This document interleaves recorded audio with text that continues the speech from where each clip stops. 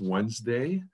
Cole's not here today. Last time I talked to Cole, he was in Texas getting ready to go to the Rangers-Yankee game. So sounded like a good place to be. Before I introduce Brandon from GISA this morning, I just want to share a little story. A couple of weeks ago, Mick Hoffman came over, and Mick and I went out and played golf together. And for those of you that have ever played golf with Mick, he hits the ball further than almost anybody I've ever played with. He hits it a long ways. But this particular day, he was pushing the ball a little right. So he was slicing the ball once in a while.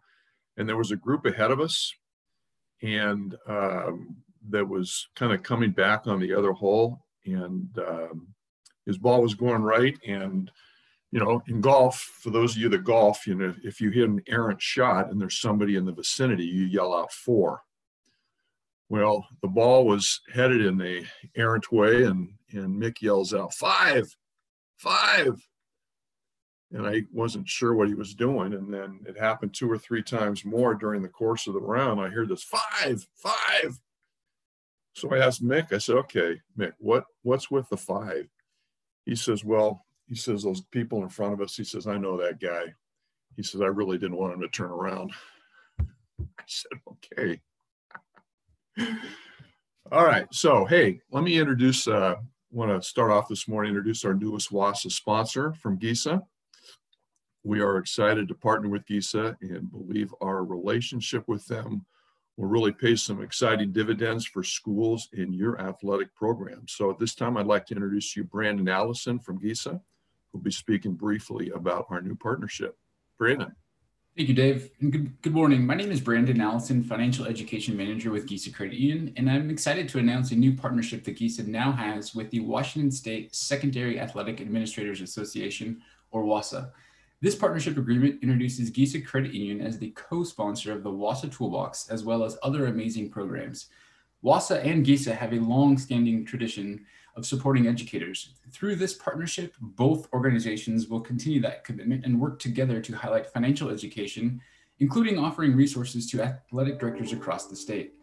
As the title sponsor of the WIAA, GISA and WSSAAA were a natural fit for a partnership and work together to make a greater impact on education. So education is actually a cornerstone of GISA's community outreach efforts, and we are committed to making a positive impact in the lives of educators, students, and families. But rather than speaking to our education efforts, I would like to show you how we live this commitment with a very quick video. So let me share my screen really quickly.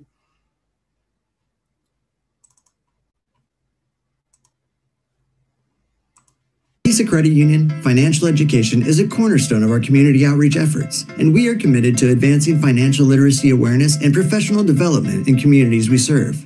We strive to honor this commitment by supporting school districts, clubs, businesses, and other community organizations with innovative education opportunities, including in-person presentations, experiential learning programs, student-ran high school credit unions, and our Affinity debit card program. GISA's financial education team has designed custom in-person courses intended to empower members of all ages to be financially savvy. These free education courses are tailored to fit the needs of your organization. Our experiential learning programs offer a unique learning experience as they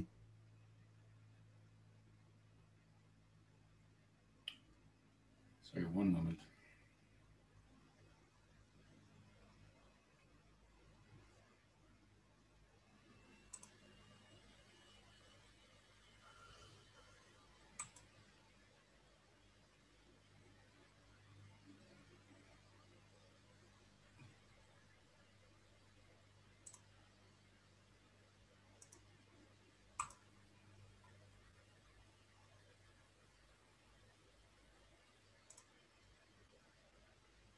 Well, we have a backup. BJ, would you mind sharing your screen? It just froze at 45 seconds.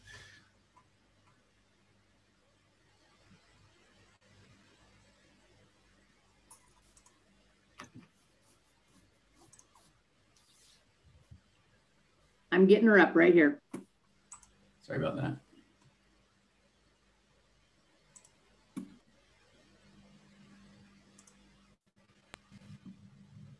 empowering adults to achieve the retirement of their dreams, or or assisting community members in gaining a better understanding of poverty, these sessions truly leave lasting impacts on participants. We are proud to say this commitment to education reached a new milestone last year, as GISA facilitated over 200 individual education sessions and reached over 12,000 participants. To take education to new heights, we also proudly offer a national award-winning student-run high school credit union program. Currently located in multiple schools across Washington State, these student-run campus branches provide real-life financial industry experience to high school students while enabling the student body to learn how to manage their money in a realistic credit union atmosphere. Designed to complement the school's curriculum, this innovative program provides valuable career readiness skills to student tellers. At GISA Credit Union, financial education is a cornerstone of our community. Brandon, I think it wanted to restart itself for some reason. I think this video is out on Monday.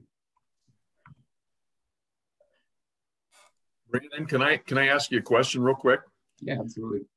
When I was working on this agreement with Amber, I was really intrigued by two things. First of all, the credit unions that you have in schools, and the second piece was is it the debit card that was raising so much money for some of these school districts? You know, yes. The two things, and thank you for setting that up. The two things that we highlight in this video are two really kind of the heart of the youth education and what we feel is the biggest impact to the athletic directors.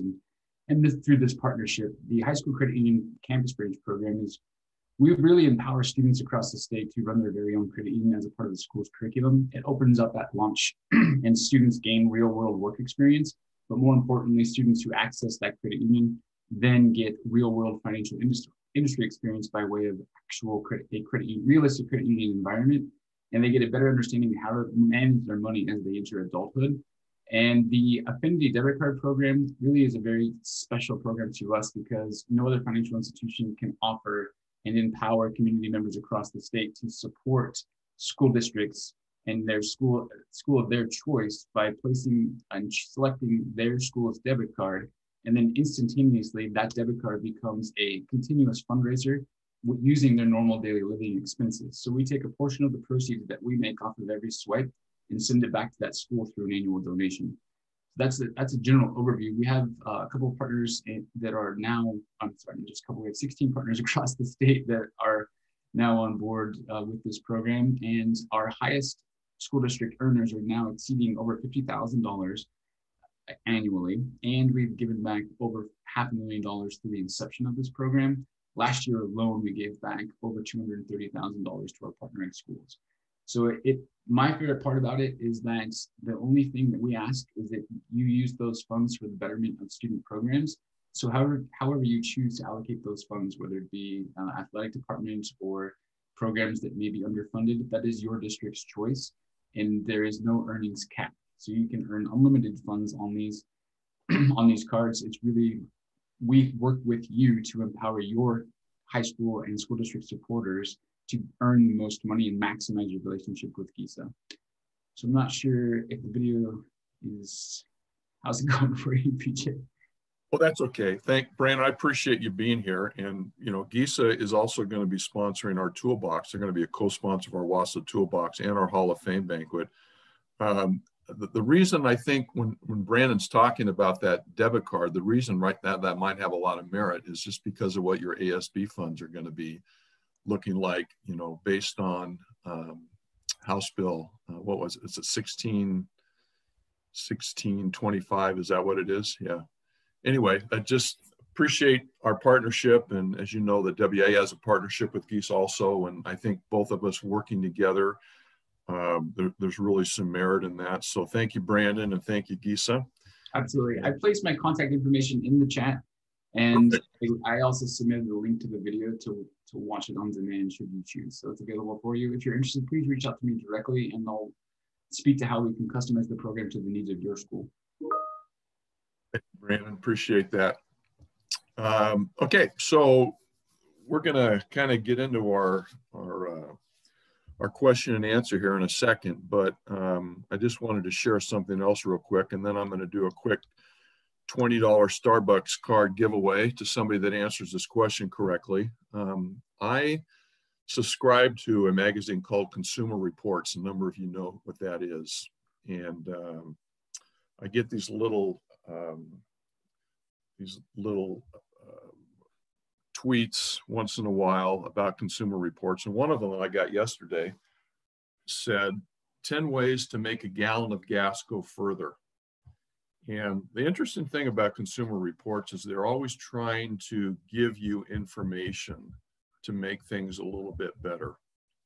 And that's what we're going to try to do here today as we talk to Spencer. And I'll introduce Spencer here in a second. But first of all, I want to give away a $20 gift card to Starbucks. And if you're not a coffee drinker, don't answer the question. Whoever can answer this question right, and I'll let BJ monitor the chat. So here's the question. According to Consumer Reports, what is the #1 rated car on the market right now? #1 car.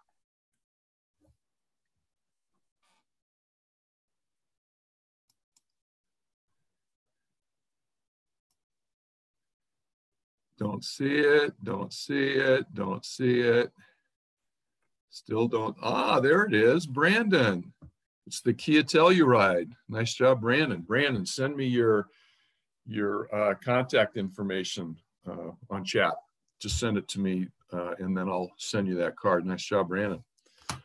Okay, so this time we're going to start our 10 questions with Arbiter. Actually, there's probably going to be more than 10 questions. So I'm really thankful that Spencer Evans, who's the sales director from Arbiter, has agreed to this informal process of getting some good information out to all ADs. Actually, when I asked Spencer to do this, through this type of format, it wouldn't have surprised me at all if he would have said, you know, I don't think that's a good idea, because I don't want to be the target of a few chat room barbs based on whatever the current issues or experience of ADs have had this year. But instead, Spencer was very gracious and wants to be transparent with all things Arbiter. And if things are not working, then let's create some solutions and move forward. And that's exactly the intent of this interview and these questions with Arbiter. We want them to be a catalyst for positive change. We want to be a part of that to help all of you navigate Arbiter in your respective jobs. So thank you, Spencer, for being here. I've sent Spencer all the questions. He's not going to be surprised with any of these, though the first 2 questions we are going to have Mick Hoffman from the WIAA answer. All of these questions came from athletic directors and myself.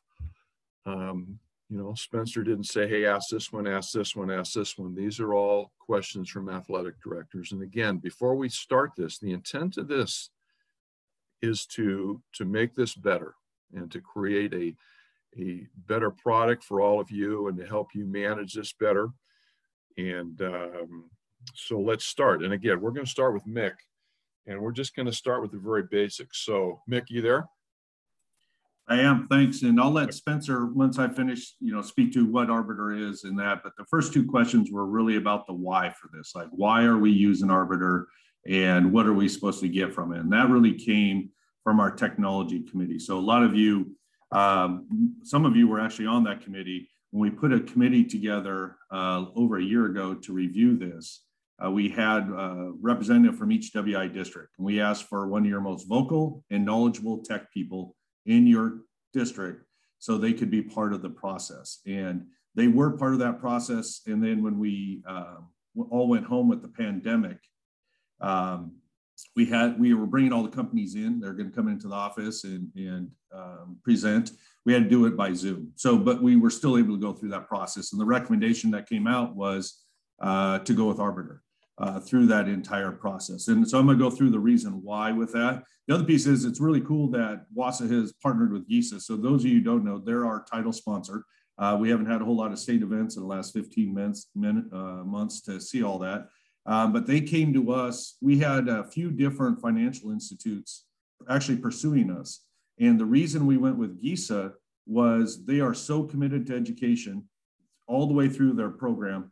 And the other piece is to communities. And that's what that Infinity card. So hearing Brandon say, hey, our only ask is, it goes back into your programs in a direct way.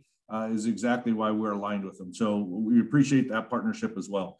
So a couple things. So one of the reasons that our tech committee set out, one of our goals, and the reason Arbiter was checked, was it was to save ADs time. Now, with that being said, I understand that sounds like an oxymoron at this point, having to learn a new software program. We fully understand that learning a new software program does not save you time. If you've gone from Microsoft Office to Google or vice versa, if you've changed emails in your district or at home, if you had to teach remotely or learn to run Zoom meetings this year, we understand that anytime there's software changes, we get it. We worked very closely with Mark Martin, and I know a lot of you have very personal and close relationships with him, and he wasn't selected, and he was very upset at first. And once he dug into Arbiter, we said, hey, work with Arbiter. We want WPA to still be the website provider. Like, we still see space in this arena for you. He gave me a couple heads up. He goes, Mick, I will tell you this, and he has told me this on several occasions. He said, WPA scheduling was my baby. It was like giving my child away when the WI didn't select it. He said, but I now understand why working with Arbiter. And he has told me on more than one occasion that he sees it as a better program in total. He said, but here's the issues you're going to run into.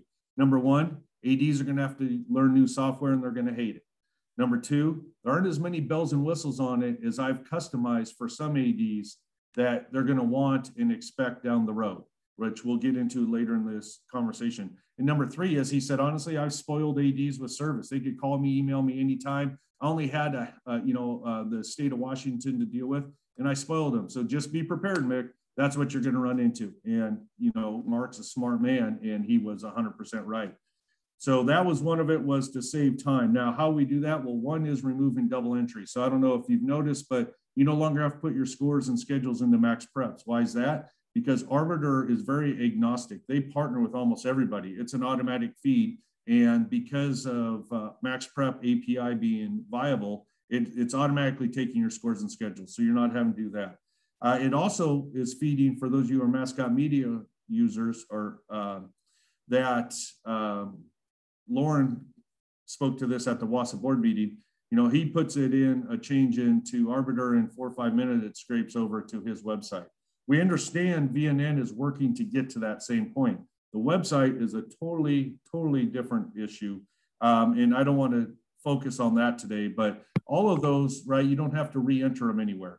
In addition, depending on how you did it with your local official association, once you put your schedule into Arbiter Game, it automatically feeds the other side of the official. So again, one of our main goals was no double entry to save you time.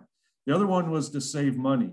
So the scheduling program from Arbiter is free. And not a lot of people have realized that, because a lot of you are paying the same amount of money for your website, right? We didn't get into websites. And again, my focus is not to delve into the business practices of schools and choices for those kinds of things. But Arbiter is coming to you at no cost. In addition, there's a feature on there, Arbiter Live, that will post your scores and schedules in a website type setting. And Spencer can delve into that a little bit more later, that depending on what you need for your presentation of scores and schedules, it doesn't have everything you're going to want, but it has some of the basics. Arbiter is not a sponsor of the WIAA. We don't get any money from them. It is a partnership agreement for services only for our schools. So that's another misconception I think that's out there as well. We sold out schools. Spencer can tell you, we're not getting anything from them. And what it's doing is creating time for us to do things like this and to help our schools in the short term. The other piece is that in your business offices, what you'll find, and this may not impact you directly depending on how you interface with your business office in your school or district, but they no longer have to process the game fees for officials. So if there was questions or problems that arose with that, ADs probably had to get involved in that. That's automated now through Arbiter. The other piece is at the end of the year, you're not going to have to do W-9s. That is also part of that membership fee service that comes as part of the Arbiter system. And so our goal with that was that if we were freeing up time in business offices, hopefully that staff or personnel, if it wasn't the AD, would be able to support the AD in other ways.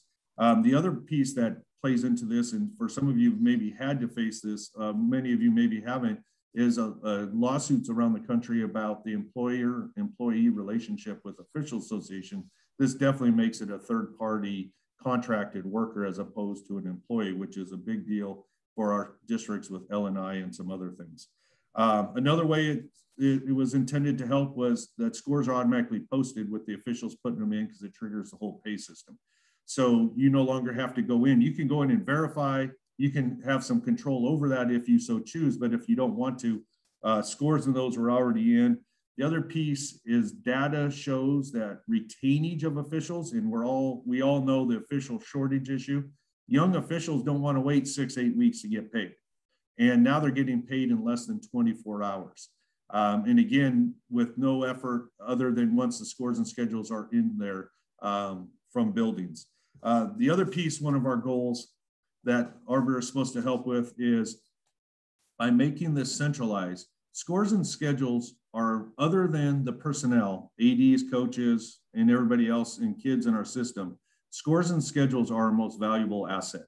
And we had no control over that. Matter of fact, with attendance dropping, we're trying to find out why that is. Some people blame it on streaming. Some people blame it on, millennials. Some blame it on technology and everything else. But one of the things we do know is finding our scores and schedules was not easy for the general public. You had to know exactly what website or where to go.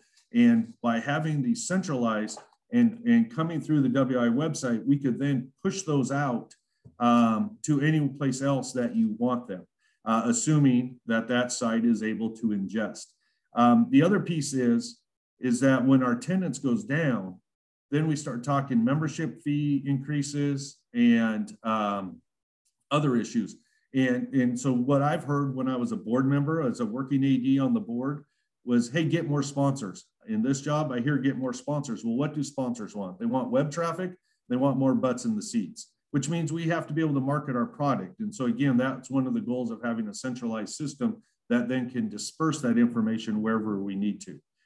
Here's some other things that we found was on our committee, Arbiter was the recommendation that came out. Now, some people may want to shy away from that because of the backlash over the short-term learning curve, but that was the recommendation that came out of that committee. The other piece was, while we were going through that process, WPA was being actively sold. And I had a conversation with the company that was looking to purchase them. And their CEO made it very clear that when and if they bought WPA, they were not going to use WPA's scheduling program. So that's why we are very confident to say, folks, ADs were going to have to learn a new scheduling program. And at that point, we wouldn't have any control over the cost. And so similar to what we saw with websites where everybody just went out and got a website, most of you went with Mark Martin because we all trust and love him. But that there's been some issues with that integration. You're going to have to do the same thing for your scheduling program. And we anticipated a much higher cost based on the conversations we were having with the companies that were pursuing Mark at the time. The other piece is we need a sustainable model. We don't want to go through learning a new scheduling program or a new website every year or every other year. And with him being sold, and now he was purchased by a different company who's already merged this year with a third company. And so everything we were seeing and hearing in that market, we're experiencing.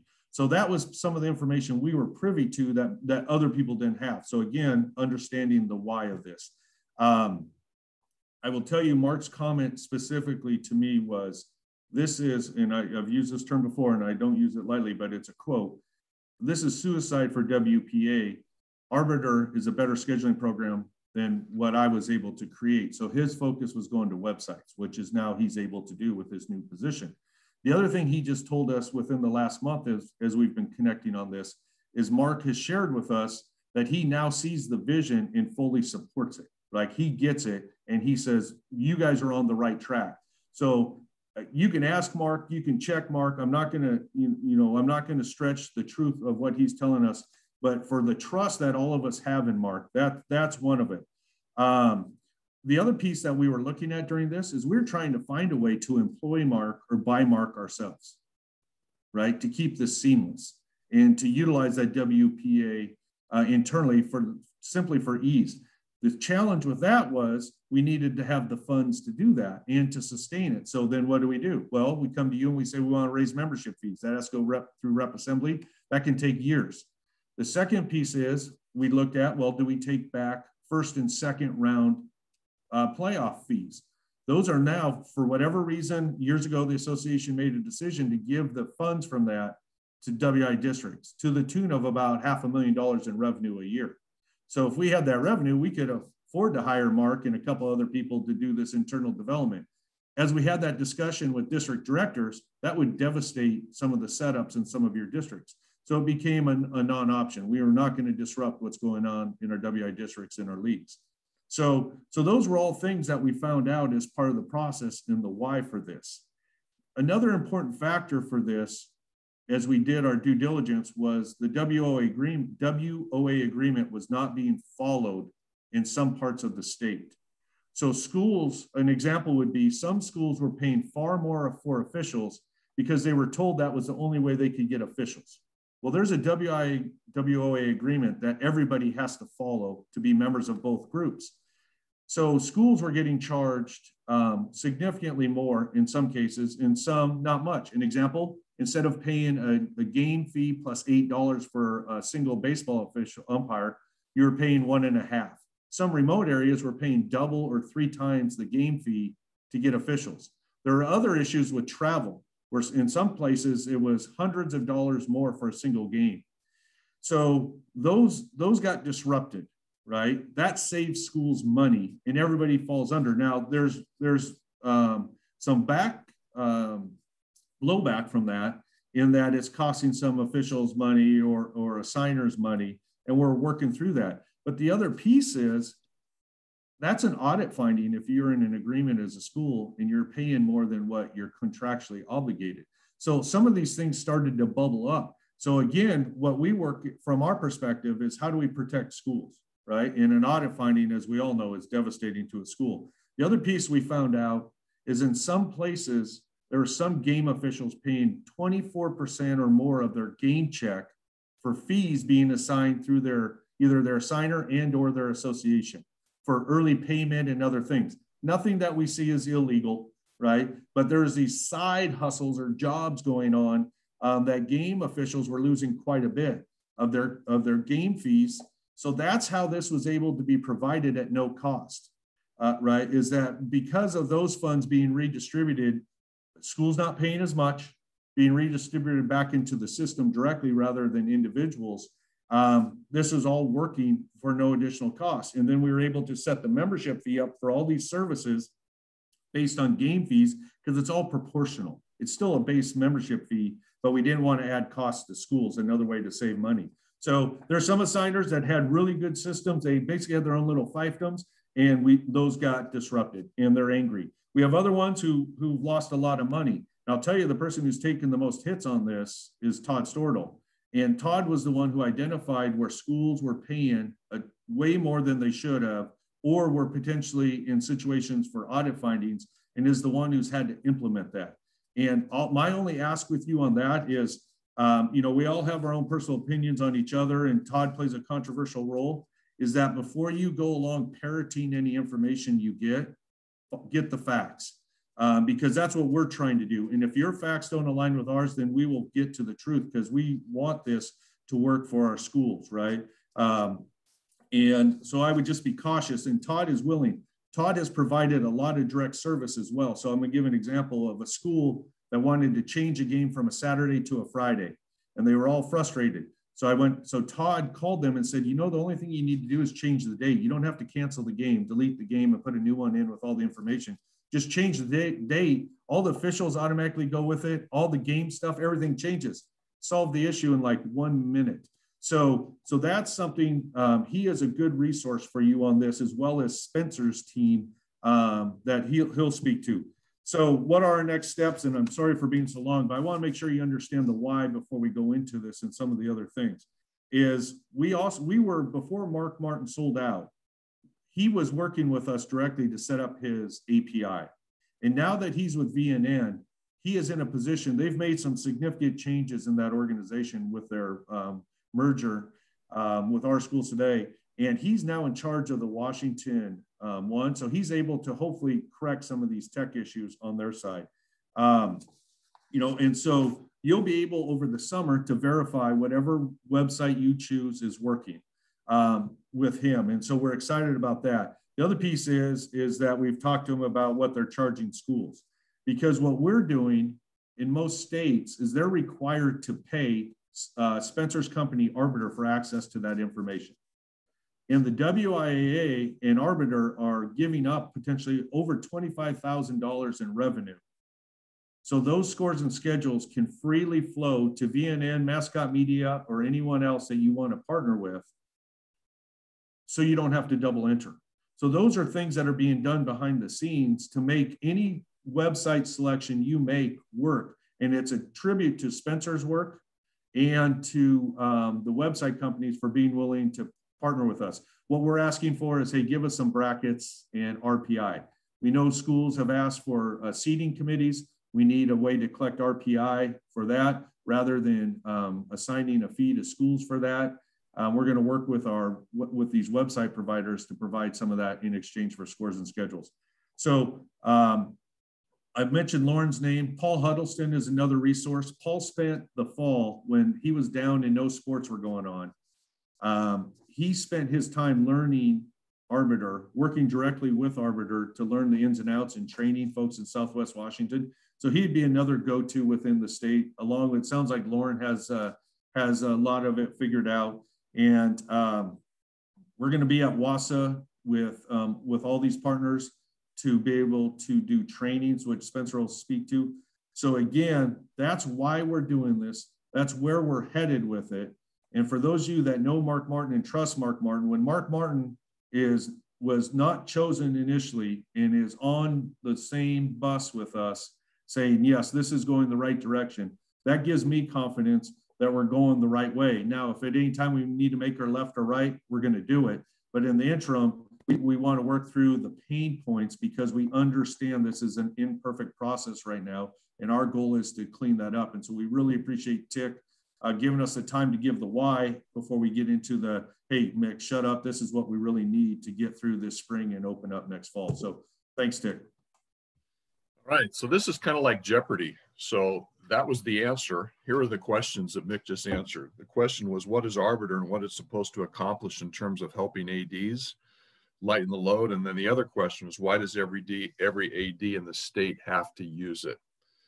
So here's the third question, and this is going to be for Spencer. And Spencer has a support team here too, some technicians and some people that, and the whole intent is to make this information available. So Spencer, here's the first one.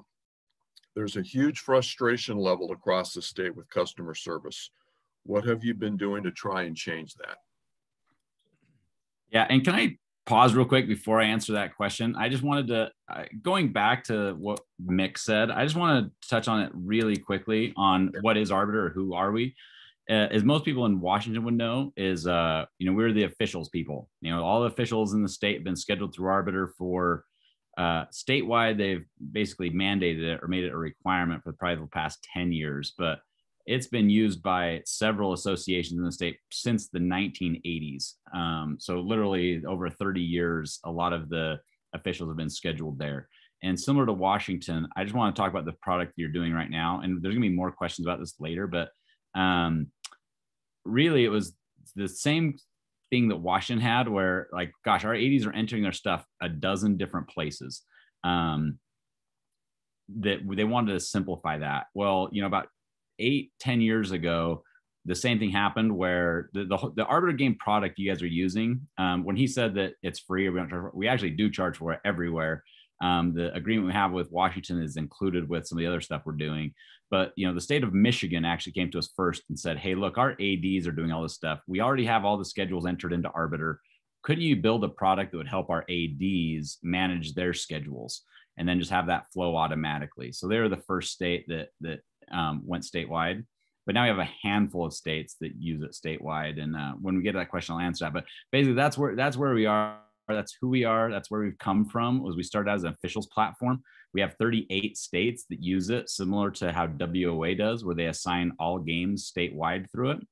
And then touching on what Mick said is the whole goal of this was to simplify it. And we do work with almost every company that an AD would need to work with as far as entering schedules. So anyway, just want to touch on that real quick. And as far as customer support goes, this one is like a tricky one. And this, I would say, is part of the mostly just a timing thing. I don't want to necessarily blame it on COVID or anything, but Arbiter is something that we had never had to deal with before, which was you had, half the country launching all of sports at one time. So not to make an excuse or that we didn't see it coming, but I'll admit we were kind of caught off guard in February when it wasn't like this, slow return to play.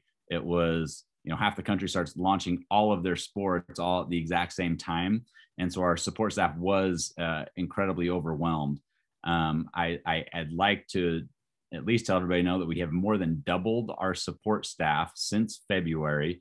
But it's still a little bit slow because it takes a little while to train and onboard our support reps. But we're making every effort to do that.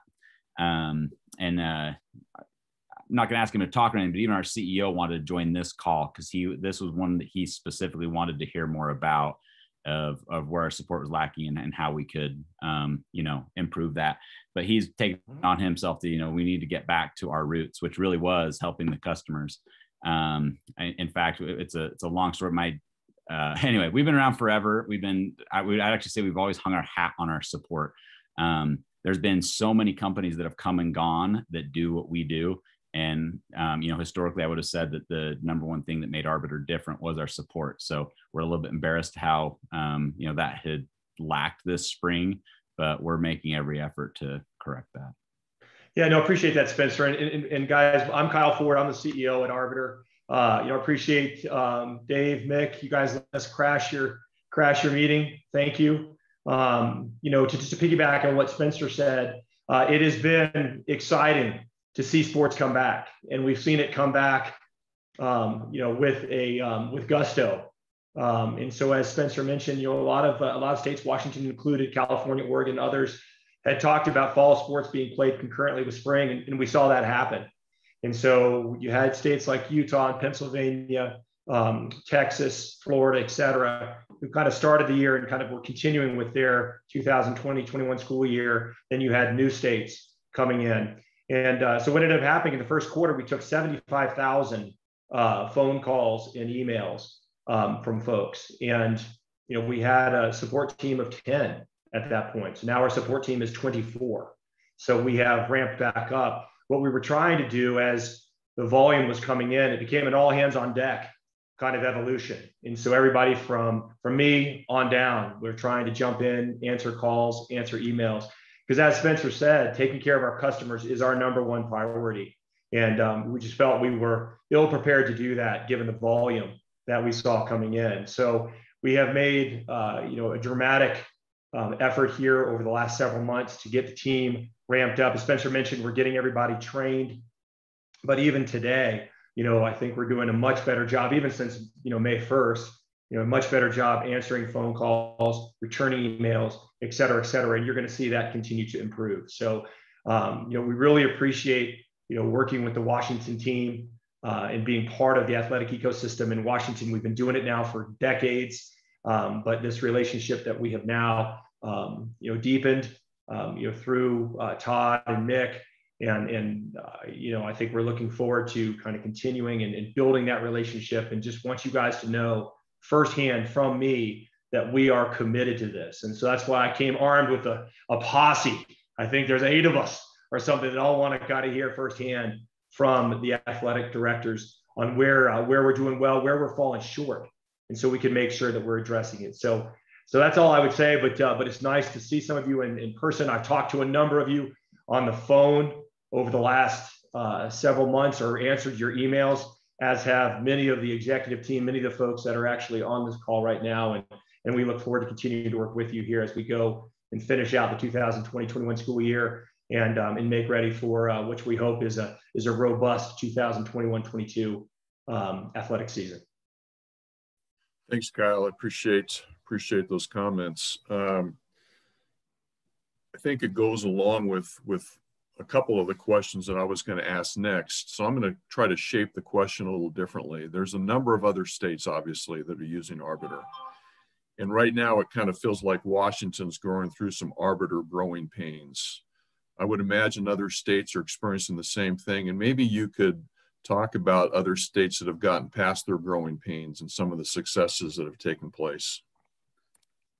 Yeah. So as far as like listing state, you know, obviously I say that the whole origin story of Arbiter Game, the product that ADs are using, started in Michigan when they went statewide. But since then, it's actually grown into a pretty big thing. Here in Utah, where we are locally, it's used statewide by all athletic directors. Ohio, they're our largest state, most schools at least that are on it.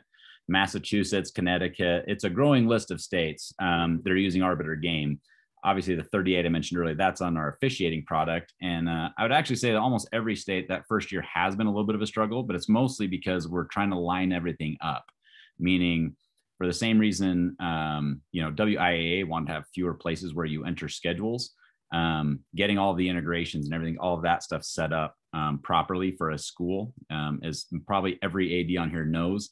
There was situations where we had to make sure that the proper assigning organization, the games were going to the right place, you know, making sure that it integrated properly with Max Preps or Mascot Media, the, you know, Outfront Media folks for the WIA Live app, the NFHS network. We work with so many different partners. But, you know, that goal is to minimize the workload for an AD. And, you know, as Mick said earlier, the truth is that some people are probably saying, I'm not saving any time this year.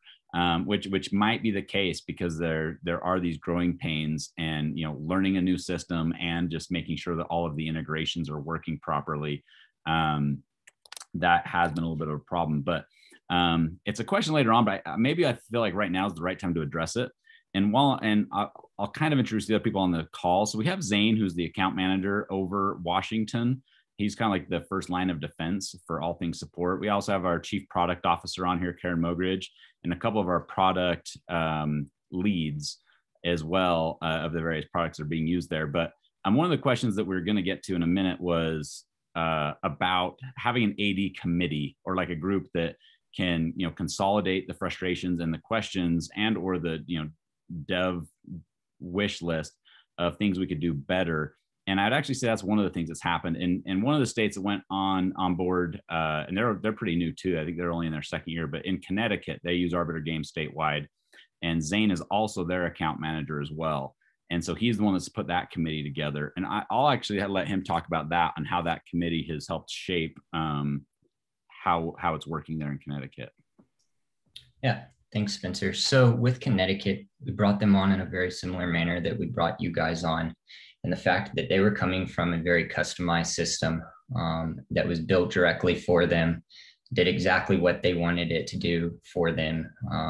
They had a developer that had spent time developing this system over the past 10 to 15 years to fit all their needs. So when they came to Arbiter, they were now using a system that fit the needs of every AD in the country versus just those in Connecticut. They did experience those growing pains like you guys are experiencing too, because now they're in a system that maybe the things don't work exactly like they had in the WPA website or whatever Connecticut was using. So it is that learning curve of learning what Arbiter does for the ADs versus what your old system did for you. And then from there is us receiving the feedback from you guys of how we can make it better, how we can make it fit your needs. And do those needs actually fit a larger group of people? So do your needs fit the groups in Connecticut as well? So what we've done in Connecticut, and something that's been very beneficial there, is had a basically round table of athletic directors come together from around the state, and they basically represent the ADs of the state. They bring forth issues to us. We communicate directly to them on the timeline of those issues, how we're going to address those issues. And it's helped us kind of receive that feedback from a much smaller group versus hearing it from all these different ADs. We've got a group of 5 to 10 ADs that represent the entire state. We're taking advice directly from them, working with our different product teams to see how we can implement those ideas. And then bringing them to the product. So that's been very big in making sure Connecticut has really come on board this second year. I think they've seen a lot more success now that we were able to implement some of those items that they were struggling with in year one. So I'd encourage you guys to definitely look at getting together an athletic directors committee, and then we'll work directly with that athletic directors committee to look at some of the issues that have been brought up in year one and how we can address those issues going forward. Zane, that's a great coverage. Sorry, Dave. I want to just chime in really quick about that. It's been really, really helpful to have Zane as that point of contact to help kind of think about best practices across the states. But that doesn't mean that we're waiting for multiple states to have the same type of feedback. We'll have several releases that go out that are, maybe targeting some specific things Massachusetts has requested. So there's not a requirement that we have to have a number of requests before we go through and actually implement something. I want to call out, we've got Nate Evans and Chase Paxman here. Both of those guys are product managers on the product team. And I also want to point out, we've got a place to collect feedback from anyone and everyone, and that's feedback.arbitersports.com. You can go there, post your thoughts and comments. If you want to share it in multiple places, you can start there, share it with Zane, but it's a good place to get your thoughts out. Zane, Nate and Chase both monitor that list and they pull that in for feedback.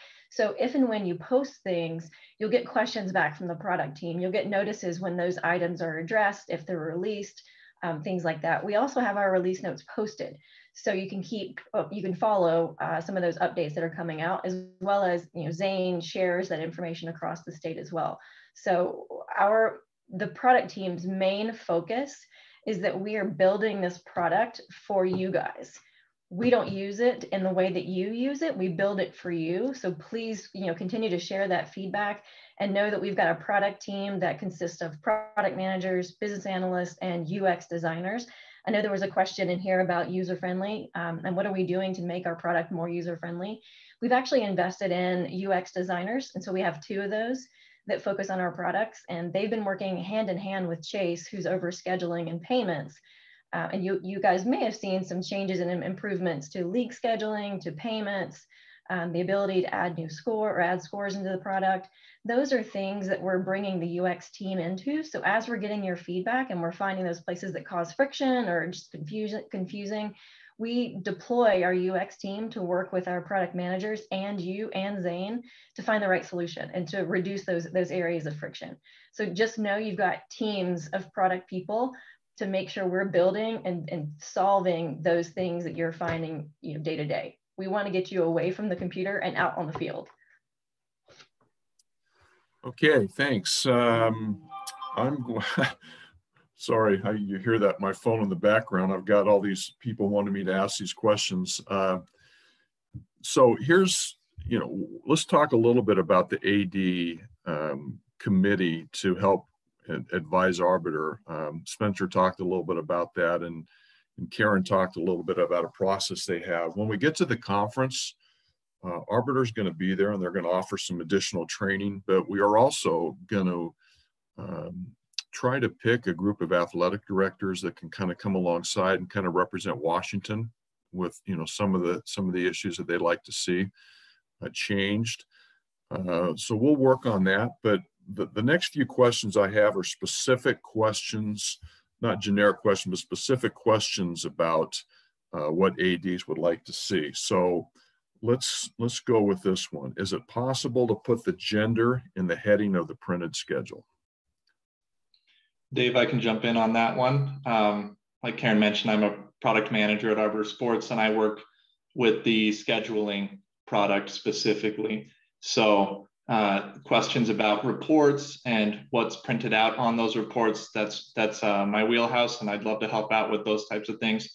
That sort of feedback with putting the gender on the header, that's not a huge change and something that we could certainly implement pretty quickly. As Karen also mentioned, you can throw things of that nature on feedback.arbitersports.com, and we will monitor that, address it, and work towards implementing it.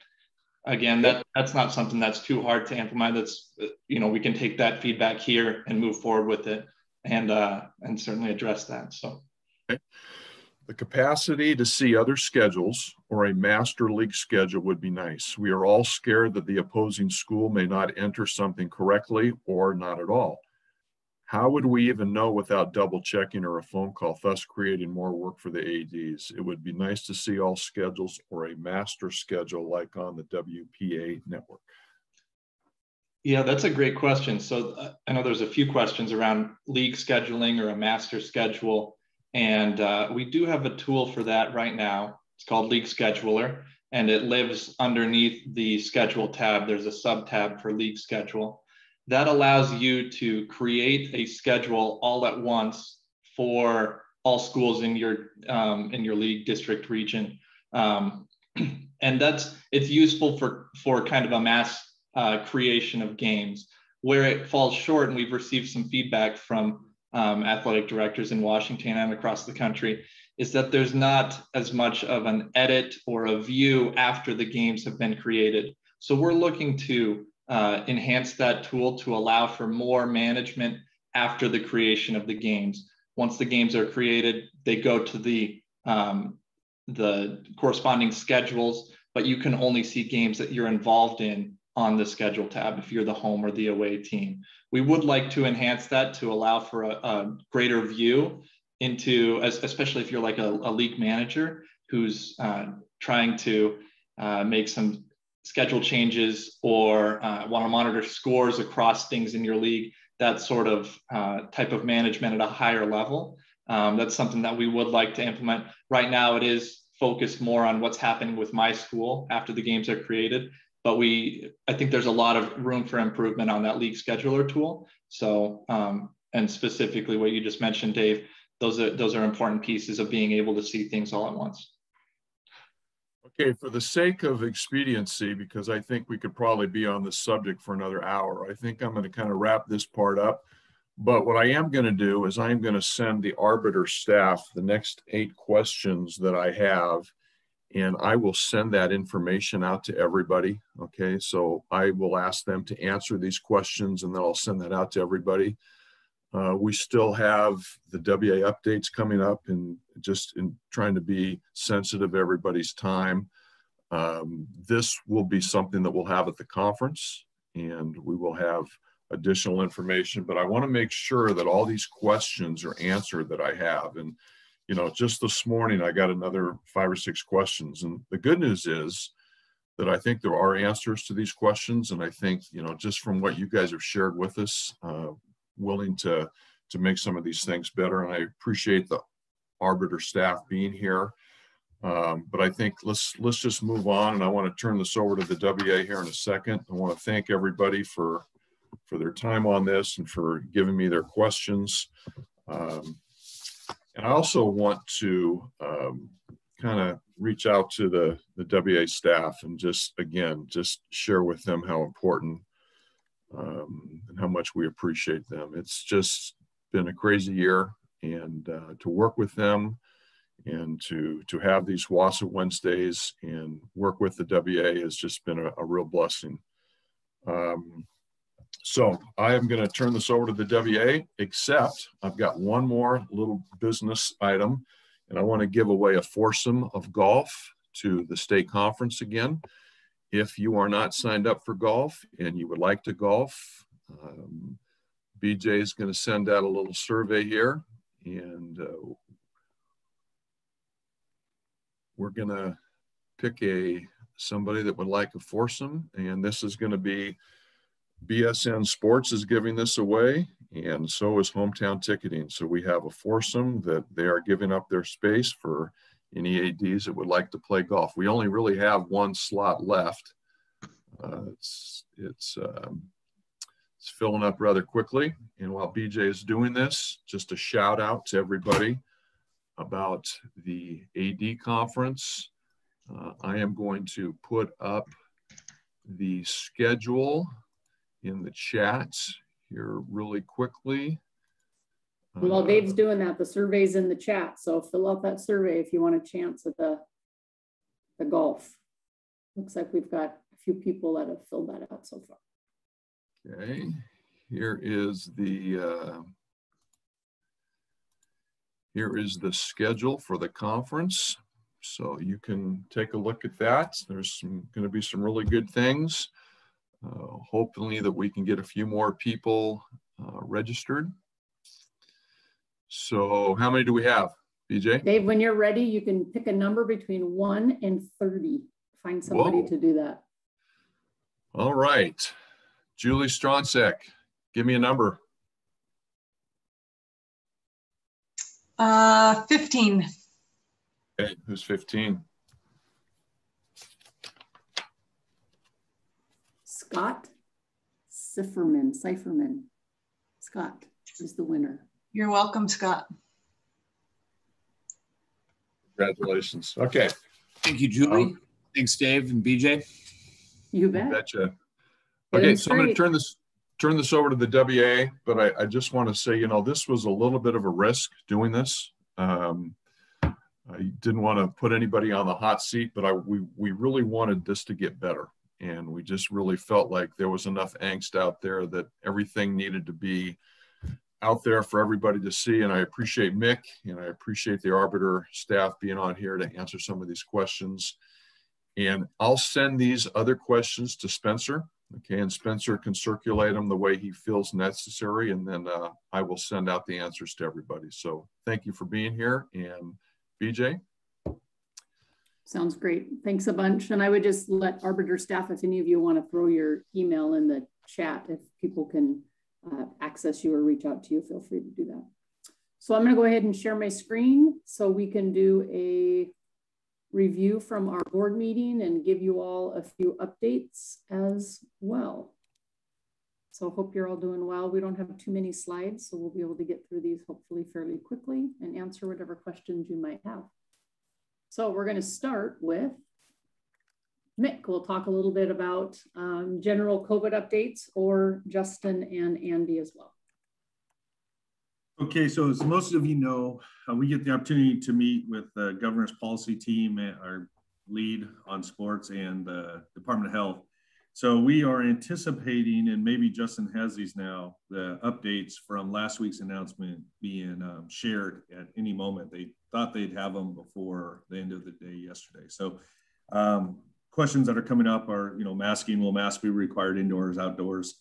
And then what about spectators and that indoors? So we just don't know yet what the state's going to do. So we've worked with both risk management companies in preparation, and what they're telling us is they're going to continue to direct schools to follow recommendations. And what we're asking for is to have the flexibility in there for schools to decide and leagues to decide if they want masks on outdoor participants and spectators or not, that will become more of a local decision. And we know some of you want us to make the decision for you, and we know some of you don't want us to make a decision for you, as we've, hence today's conversation. So we really want to allow as much local control as possible. Going into next year, we anticipate at this point, if we continue to see vaccinations go up and cases going down around the state, that we will be back business as usual.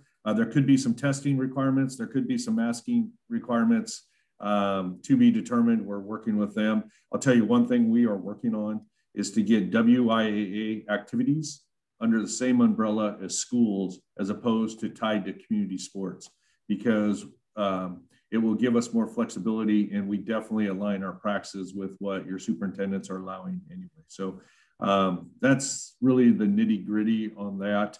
Before we move on, I really want to thank Tick for the conversation we just had. And I know there's a lot more questions, and they'll get back there. But him and I had a long conversation like, hey, this is about service to ADs, to our schools, and not excuses.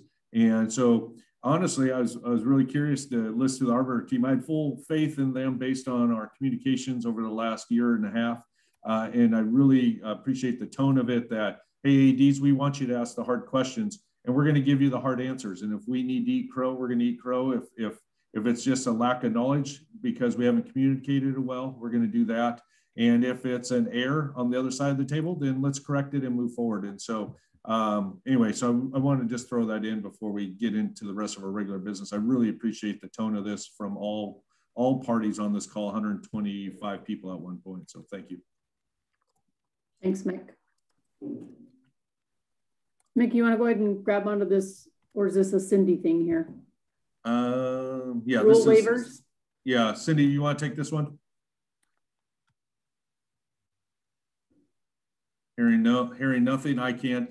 Just we want to make sure everybody. Oh, there you are. Go ahead, Cindy. Yeah, I couldn't get to unmute, but we posted it on the website. But this is just a reminder: all those rules waivers that have been approved by the WIAA Executive Board during this pandemic will expire on June 30th. So we'll be back to strictly rules in the handbook after that date. And speaking of handbook, the 2021-22 handbook should be finalized by June 30, and it will be available only online. We're not going to print hard copies. We found everybody can get by without that. Great. Justin, you want to talk a little about summer program guidance? Yeah, so we had a couple of questions about in regards to summer travel teams, you know, across over Spokane, leaving to go over to Idaho and do competitions and things over there, or traveling down to Oregon or wherever. So the recommendation from the office is that, you know, schools continue to follow the guidelines as they're written and posted on our website.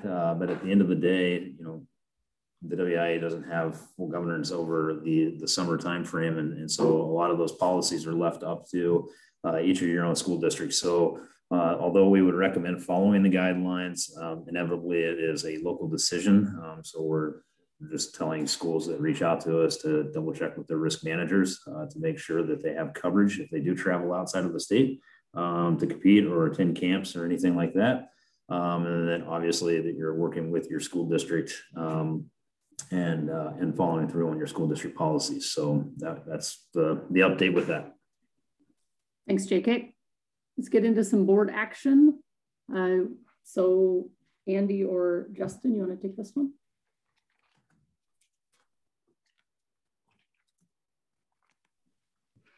So the WIA Executive Board met this past weekend, and let me step back again. Justin and myself met with the SMAC committee. They provided some guidance on a number of issues, one of which was summer football recommendation. We took that to the board this past weekend, and they passed on first reading to limit the 10 contact days to thud contact only. That was passed on first reading. We are working with the Coaches Association and SMAC, and the executive board is going to meet again this Friday to review this and take further action on that. So we will send out any updates as it is approved by the executive board either this Friday or on Monday. Great, thank you. Justin? Yeah, so the looking at the elimination of the abusive language in the handbook, this came up as a topic just over the last couple of years, and what abusive language actually is, as it's defined in the handbook, and the difficulty of addressing specifically what abusive language is by definition, and what it is across all sports. Currently, soccer is the only sport that has an actual rule around abusive language in it that can lead to an ejection, while every other sport has unsportsmanlike conduct defined. Profanity is not allowed, but as we all know, the tolerance level of officials for what constitute or what can constitute abusive language varies greatly. And the abusive language, like I said, is extremely hard to define. We sat down as a staff at certain points throughout the last 2 years to try to define that. Worked with a couple of athletic directors on also trying to figure out what abusive language actually is by definition, along with the Officials Association, and there's been no real landing point on what that is by definition. And so the question to come up of what this looks like, what the purpose of the abusive language is for the definition of it, and how we can kind of clearly, consistently enforce abusive language. We know that it's important, but it's very difficult to enforce it when there's no clear definition across all sports. So with the passage of last year's rule for 1827(3)B, which provides staff the opportunity or the ability to further suspensions based on excessive force language and everything after an ejection, we've begun to look at eliminating the abusive language and kind of landing back onto that 1827(3)B language. And so this was taken up and passed on first reading, but there's more work. And so your board members will be reaching out to leagues and districts to have this discussion to where we go from here. Great, thanks, Justin. Proposed editorial changes in the handbook. Mick, you want to touch base a bit on clarifying the process for reporting rule violations? You'll see in the documents that we propose a change, and simply nothing changed as far as the process, the appeal steps. It just cleaned up the language in a way that made a little more sense. There was some interpretation necessary that every appeal would have to go through the district directors, and in working with the district directors, Tom Doyle specifically, he didn't read it that way, but the language had it. So we just cleaned it up to make sure that every step was lined out and that we didn't take away any of the opportunities, but we made sure it was clear that when all parties were in agreement that the appeal process was done. Executive board still has final say in that. So the intent and the flow is still there. It's just cleaned up in the language. So Cindy helped a lot with that, with her experience of going through those over the years. Great, thank you. Q&A, I think Cindy, you were going to cover this. Yeah, basically I can summarize this. I've been, or all of us have been contacted by a number of people whose kids are either athletes are out of town or they're quarantined and are not able to practice with the team in order to meet the minimum pre-contest practice requirement before the first game. So we've been asked if it's okay for Zoom practices to count. When these questions first started coming in, we reached out to the risk management groups and was told by them that due to the inability of the school to verify the conditions of the facility being used, which is somebody's home, or to adequately supervise, school risk managers were opposed to Zoom or virtual practices counting towards meeting the minimum practice requirements. The board even added an editorial change that says now practices have to be in person, but this will be a Q&A in the handbook because we don't think this is the last time we're going to be dealing with Zoom or virtual anything. Thank you, Cindy. Amendment review. Andy and Justin will talk a little bit about summer football. Yeah, so the summer football contact amendment did pass. And first we want to apologize for sending out incorrect interpretation initially when the amendments were originally sent out.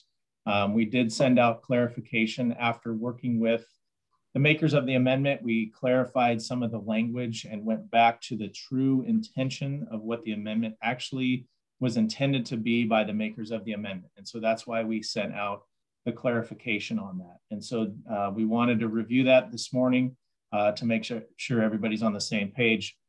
But the summer practice amendment means that the first day of practice for in the summer, players shall be without shoulder pads and helmets.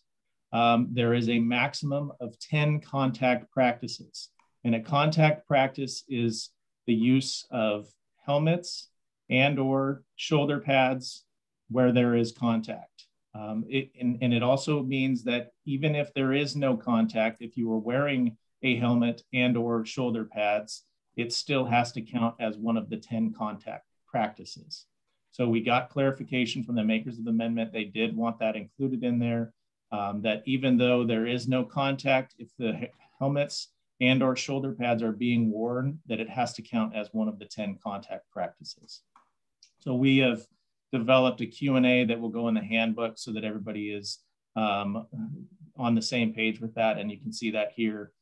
This will be the wording of the Q&A to clearly state exactly what counts as a contact practice during the summer. Great. Thanks, Andy. And we put the amendment, Andy Knapp put the amendment results, the link to the website. And for some reason, if you haven't been able to review that, there's the link so you could look at the other amendments that passed or failed. And so that's available to you. Thank you. Additional updates, just a few slides here. One of them is registration is open for Coaches School. I've had quite a few people reach out and say, when can we register? So it is open and it is ready to go. And I am your contact if you have any questions. Registration, you have the discounted price as long as you register before July 18th. We highly encourage purchase orders because we are going to charge a slight credit card fee. So we really encourage you to use purchase orders. The on-demand of Coaches School will be available through August 22nd. So anybody who gets signed up, whether they can attend in person or want to watch it on demand, will be able to do so through August 22nd and get all 12 classes, access to them. We're going to do it over 4 days with 3 sessions per day, and you can have a discount as a school depending on anywhere over 25. There's different thresholds for discounts for you. We're going to do, each day is going to have a different component from our handbook. So Monday is going to be the legal aspects day, Tuesday, the DEI day, Wednesday, medical aspects, and Thursday will be the psychosocial day. So our handbook that amendment did pass, where coaches have to have 1 hour in each of those 4 categories. So we went ahead and broke it up by those categories to ensure that coaches get the education that they need to maintain their certification. Cindy. Oh, sorry, I was just writing something in the chat. I had a number of people reach out to me trying to figure out when their high school coaches can start working with 8th graders. And I know because the seasons are all over the board, you basically have 3 options that you need to walk through to determine when high school coaches could start coaching 8th graders. One would be the time period that the high school and middle school seasons overlap. And we know in many cases that is not occurring, but that's your first option.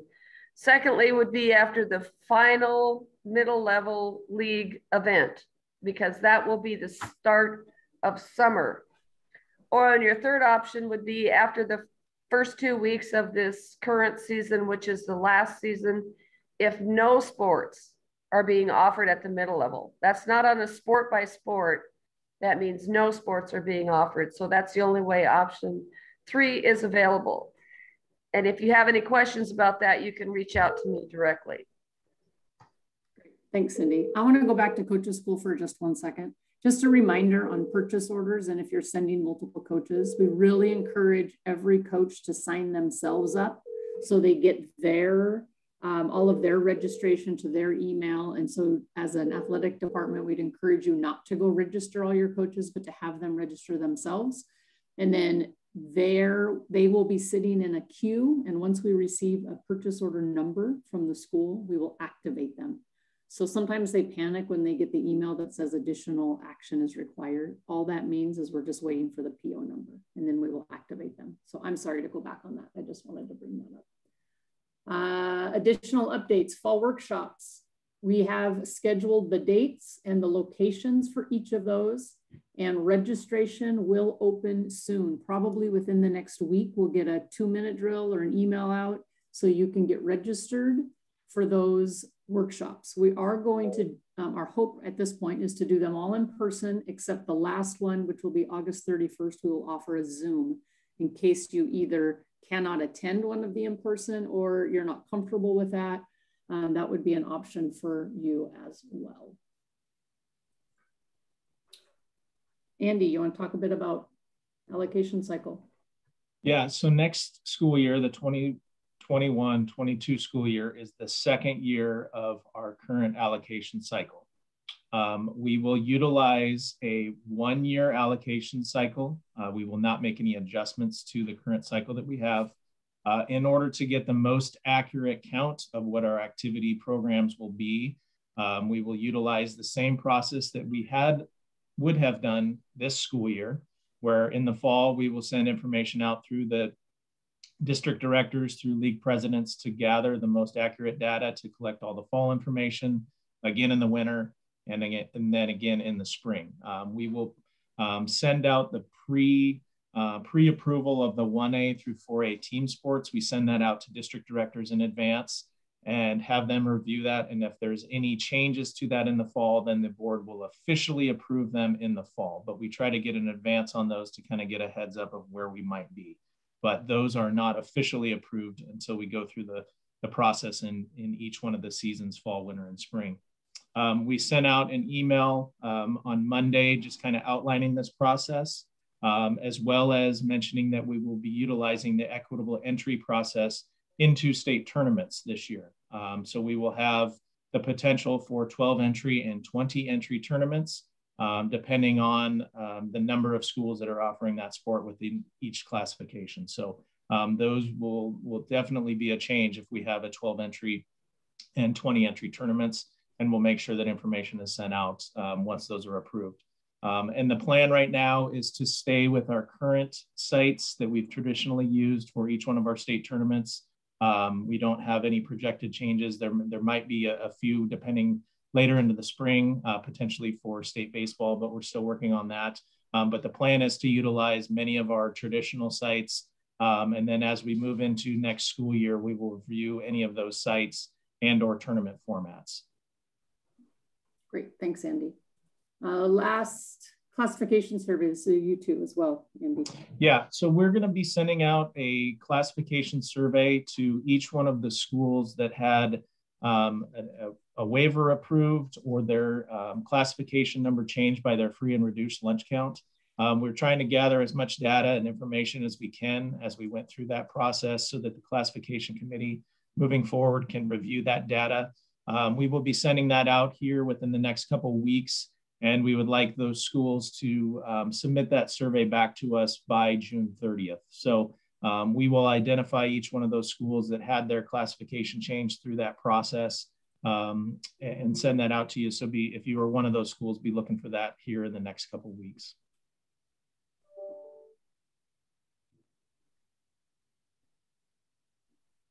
Sorry, gang, I lost my screen for just a minute. So I'm going to stop sharing and I'll bring it right back.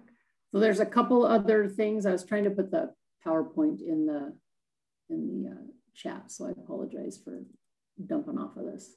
The last couple of things that I was going to share, and I'm just going to do it verbally instead of showing you the screen so I don't have to disconnect, is as you probably know, we're in the middle of our membership renewal process is happening right now.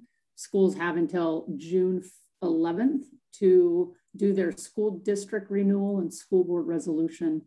And some of you have received emails, just kind of reminders. We're just trying to sort of over communicate. So bear with me if you get an email from me saying, hey, just a reminder to get this done. And we're doing that mostly because we know that there's some schools that maybe aren't getting them. So we're just trying to over communicate so we can identify those. We have 370 school districts, and as of today, we have about 198 that have already completed the process. So that's really great to hear. So thank you so much for your efforts. We're also working on a WIAA AD calendar that will be available to you in the fall. And I gave Dave Ticker and Cole sort of an update on that the other day, and they were able to see it and we're pretty excited about it. So I'm honestly hoping that we will have it available to you at the WSSAAA conference. So those of you who come to the WSSAAA conference will be able to give you an early access to our AD calendar. We're also working on some AD training videos. So we're kind of excited about that. And then I will put this PowerPoint in the chat as soon as I'm done. So I apologize about that.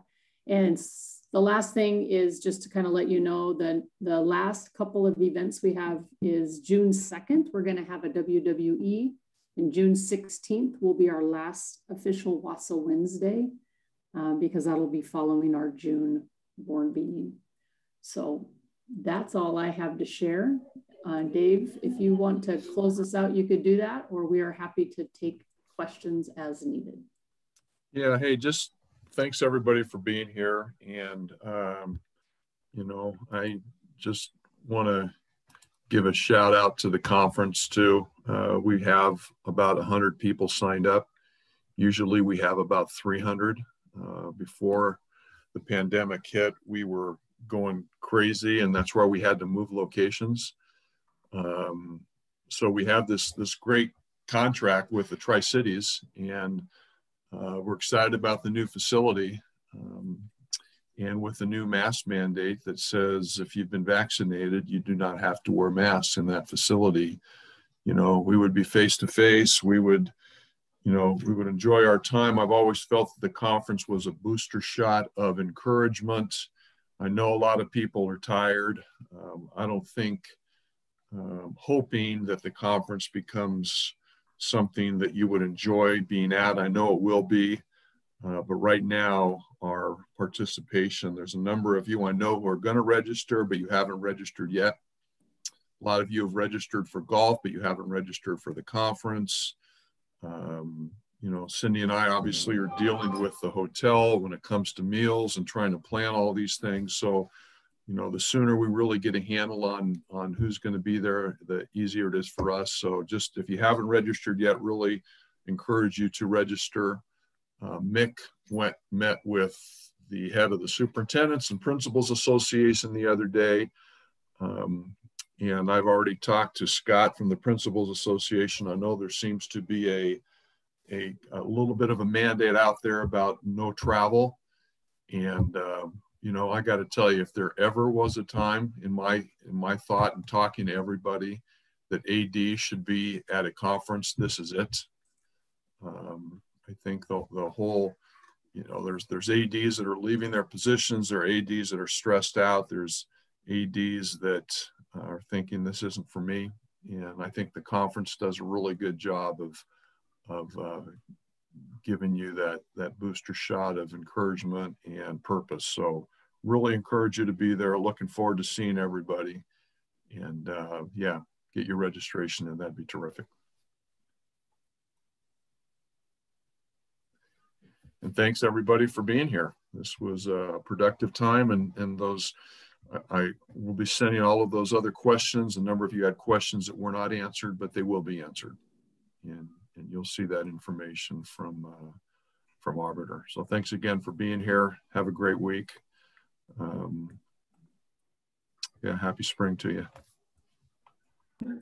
Hey, BJ, before we lose too many more people, I just wanted to provide a quick update. So we got the DOH update on the background, but we still are anticipating, I know that we've been communicating this out, we still are anticipating some updated guidelines around just the testing protocol for wrestling, even though we're getting close to the end, and some other things. But what I will say is there will be 2 updates in there that I know for sure. One of those, we've gotten questions about how to dispose of the Finax Now tests.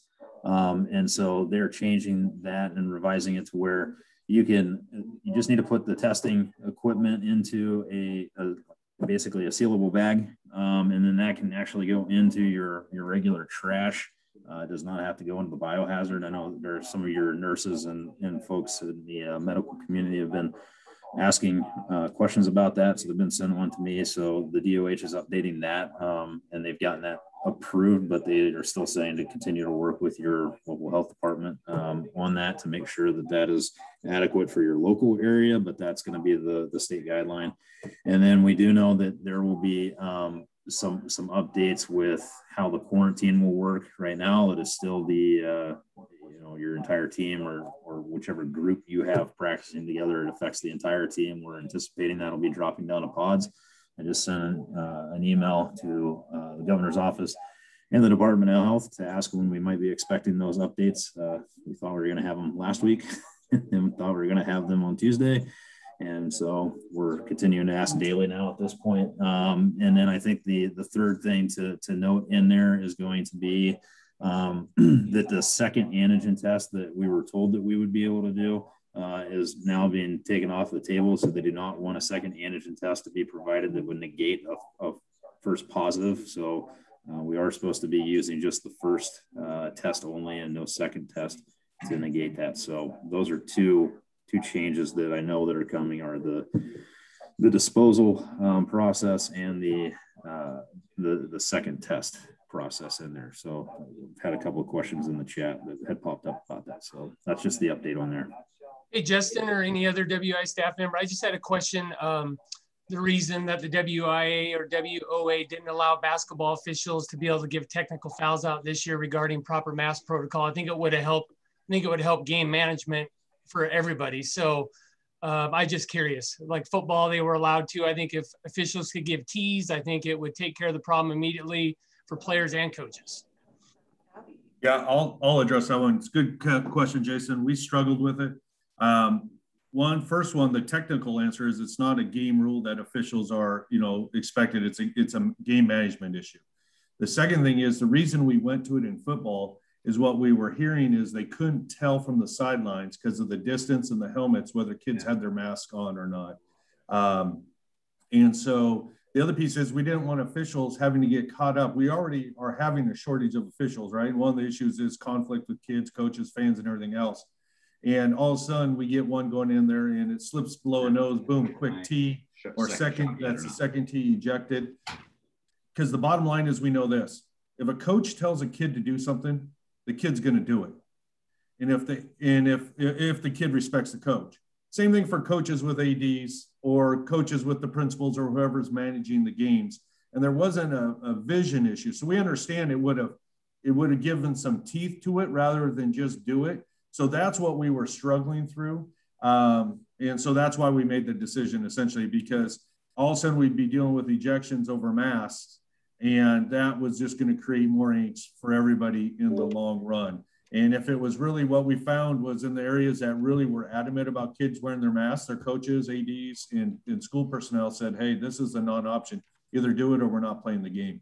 So I know it creates a lot of friction for the people managing the game, but it really was more of a game management than a game rule issue. So that was the struggle. And we would trust our ADs and coaches enforcing that more so than just officials because they're not in the same umbrella as us. And then you get into a lot of, we have 8 officials refusing to officiate because they have to wear a mask right now. So we know they're not going to enforce it anyway. So ADs and school personnel have a different perspective of such situations. So no good answer, but that's the answer. So thank you. Nope, I'm sure everybody's had fun times with it. Yeah. Guys, I just have a quick question on the WI form for wrestling that is supposed to be shared prior to matches with other schools. Any pushback? We just have some concerns from our nurses and admin of sharing personal information with other schools. Does it become an issue?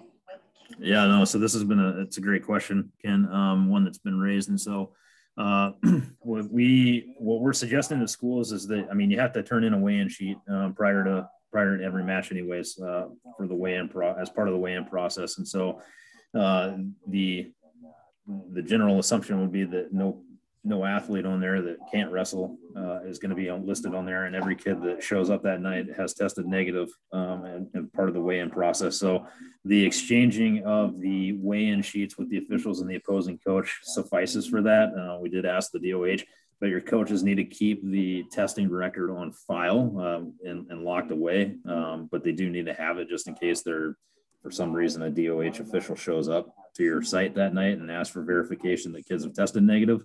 Then they would have to share it then. But the actual testing sheet that shows the test results, that can just be stored away. It does not have to be shared. So the weigh-in sheets are sufficient for that process. Great. Thank you. Appreciate it.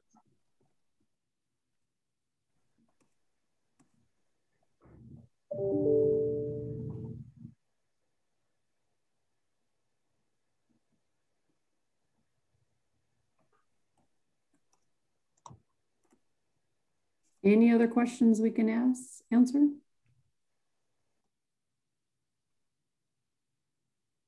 I saw it was mentioned earlier, is the thud instead of live action for football, that's only for this summer, correct? Based off when the football season's happened? It has been approved on first reading, which means that it's not final at this point, but it would be for this summer only as a review. It would not go into effect into the regular season and then into summer at this point, next summer. But again, it's only approved on first reading and the board's going to review it again on Friday. Thank you.